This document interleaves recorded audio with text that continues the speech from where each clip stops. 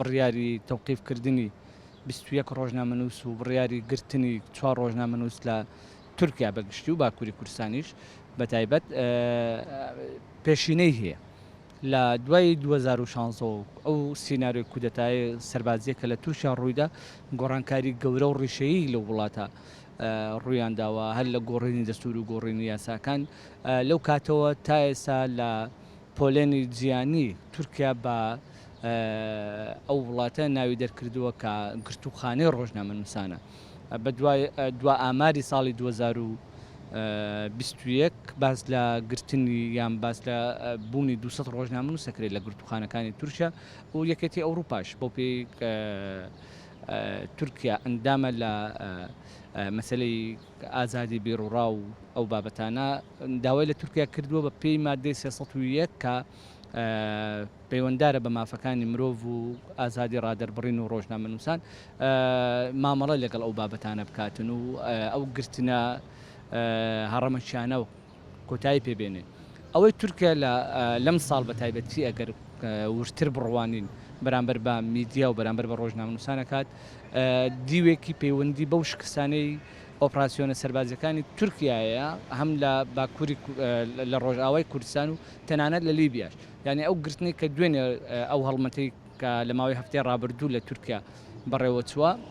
پەیوەنددارە بە بڵاوبوونەوەی هەواڵی کوژرانی ئەفسەرێکی تورک لە لیبیا تورکیا نایەوێت شکستەکانی لە میدیا بڵاو بکرێتەوە بۆ ڕایگشتی تورکیا دژی دەسەڵات بێتە دەنگ تورکیا نایەوێت هیچ هەواڵێک لەبارەی شکستەکانی لە هەرێمی کوردستانی شەنانەت ئەو ئۆپراسیۆنانەی کە بە پاساوی بوونی پارتی کرێکارانی کوردستان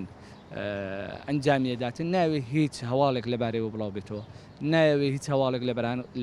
لەبارەی شکستەکانی لە ڕۆژاوای کوردستانیش بڵاو بێتەوە ئەمە سیاسەتی نوێی تورکیا تەنانەت لە 5 ساڵی ڕابردوودا هەر کەسێک ڕخنەی لە سەرۆک کۆمار گرت بێت تۆم ڕۆژنامەنووس بە تۆمەتی ڕخنەگرتن لە سەرۆک کۆمار خراوەتە زیندان یعنی تورکیا لە پاشەکشەیەکی زۆر گەورەدا لە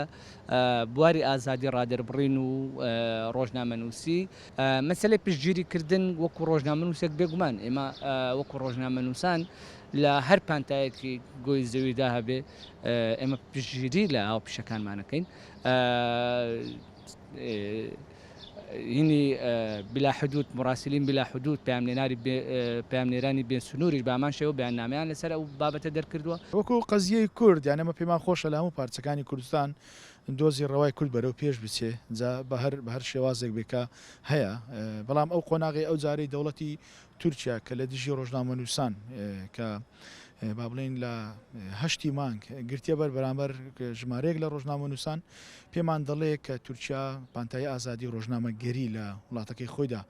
دەیەوێت نهێڵێ بە تایبەت ئەوانەی پێچەوانەی ئایدیا و فکری دەوڵەت کار دەکەن یاندانێ خەڵک هۆشیار بکەنەوە لەوەی کە سدە گوزەرێ خاڵشکە گرنگ لەوەیە کە ڕۆژنامەنووسەکان سەرجەمیان کورد بوون یان زۆرێک نزیکن لە خزمەتی دۆزی ڕەوای کورد لەوێدا ئەوە پێمان دەڵێ پێچەوانەی یاسا و بنەما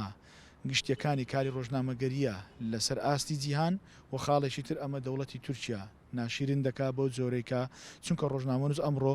گواستنەوەی زانیاری یان بابرێن پردێکە بۆ گواستنەوەی زانیاری لە نێو کۆمەلگا ویان لە نێو دام و دەستگاکانی حکوومەت یان لە نێو ئەو فەزایەکە خەڵک تێدا دەژێت لە بۆ خەڵک هیچ کەی لە کنیا پێم وانە هیچێک لە ڕۆژنامەنووسانی گیرا بن چەکدار بوو بن چەکیان لابوو بێکارێکی نایەساییان ئەنجامدا بێ کابرا مۆڵەتی هەیە لە دەوڵەتی تورکیا هەر بەدام و دەستگاکەی خۆی مۆڵەتی هەیە کاتێک دێ ئەمانە دەستگیر دەکە ئەمە پێچەوانەیە و دژە لەگەڵ ئەو مەبادیئانەی دەوڵەتی تورکیا لەسەر دامەزرایە بەڵام لێرەدا دیکتاتۆریەت لێرەدا قۆڕخکاری لێرەدا نەبوونی قبول نەکردنی هیچ ئایدیایشکەیە لە دەرەوەی دەوڵەتی تورکیا ئێستا گرتوێتە بەر بڵێ